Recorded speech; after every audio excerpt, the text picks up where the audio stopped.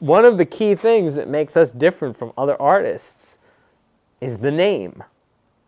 The way we use letters and the way we use our name generally is the centerpiece of our art.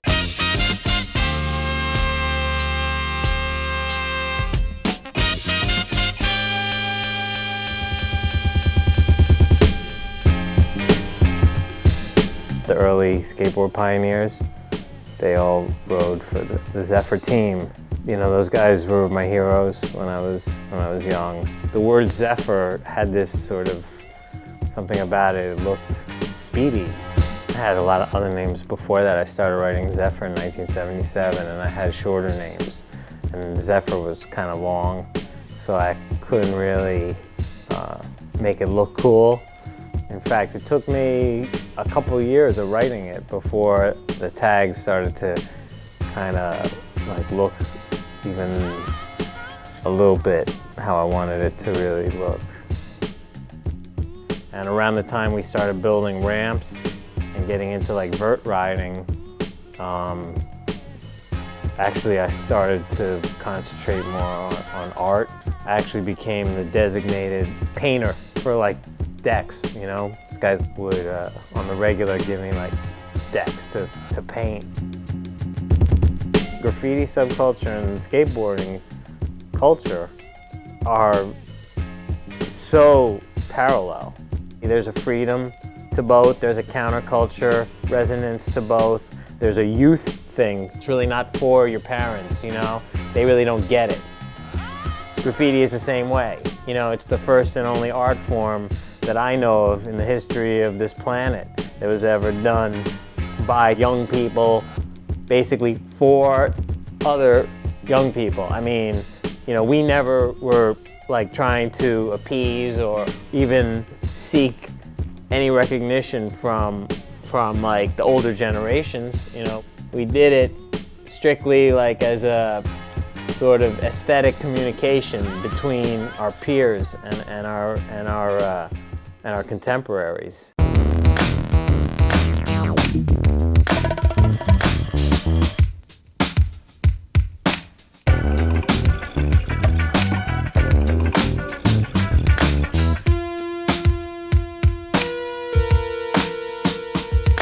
Everything is cyclic. You know, I see the graffiti phenomena as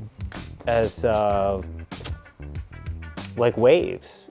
I've seen so many things happen. I mean, in the early 80s, where graffiti definitely probably had possibly its biggest real like media blitz, 80 to like 83 or something. A lot of books came out and documentaries and records and things that were like related to graffiti, and you know, they were pushing like graffiti as sort of an emblematic democratic imagery that was like, it's all graffiti art and it really doesn't matter who is the artist, the specific artist.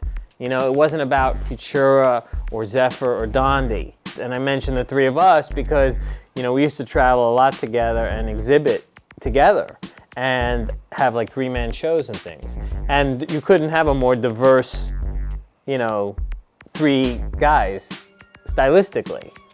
But to like an untrained eye or whatever, you know, at first glance, it's all, oh, it's just graffiti, you know, and people don't see beyond that. And it's very important, and particularly important in that era, that the distinction was made that every artist is just that, an individual artist. Not some part of some bouillabaisse that just looks like some, you know, what we've come to acknowledge as like big colorful letters. And some people were willing to go the extra effort to make that distinction, like Patty Astor, that owned the Fun Gallery, was adamant that that distinction was made. That's why she was the first gallery ever to give one man, one woman shows to graffiti artists, and kept it that way. And I'm not saying she never had a group show at her gallery, but it was, she gave the artist, here, this is like a normal traditional gallery, this is your month to exhibit your art, how you know, want to represent yourself by your art. So that was a very important statement. It's unfortunate there weren't more people like her.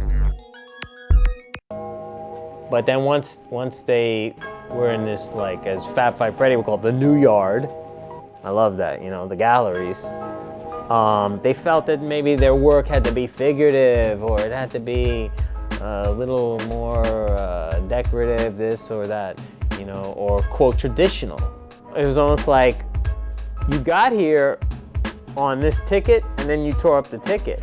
I knew that that wasn't the ticket that I was riding into galleries on. I was riding into the galleries because they loved my trains. So when I got in the galleries, I basically made canvases that looked like my trains.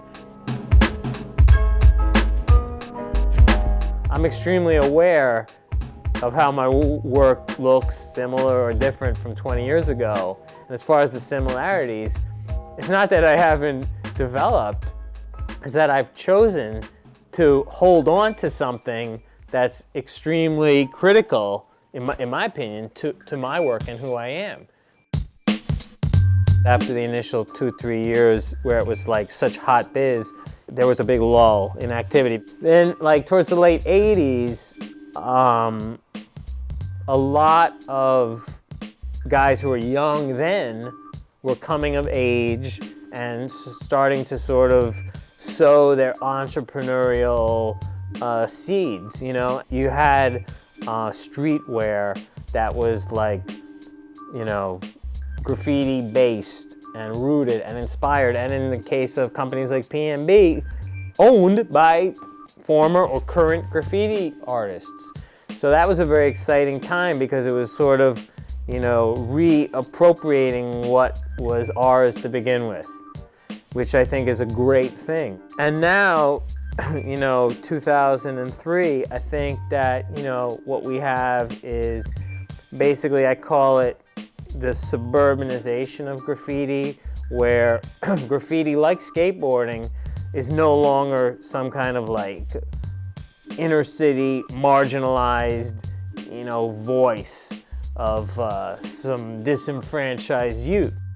Let me just clarify that, you know, there's a misconception that we can be easily confused by, that like so many people are like involved in graffiti, when the fact of the matter is that the actual practitioners going out and doing graffiti at night and keeping the actual art form alive is like a tiny, tiny sliver compared to like those that really are just more enamored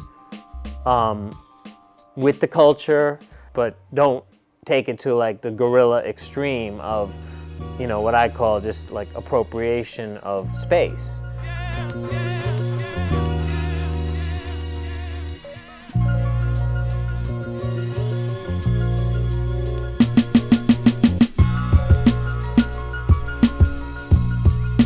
I couldn't predict then any of what I've seen transpire. I'm just glad to have lived, you know, through it, and to have been a part of it and been granted, you know, by God's grace, the opportunity to like watch what's happened in the last 25 years happen. I hope to like be a part of it and be alive and get to watch what happens, you know? Maybe play some small role in where it's going.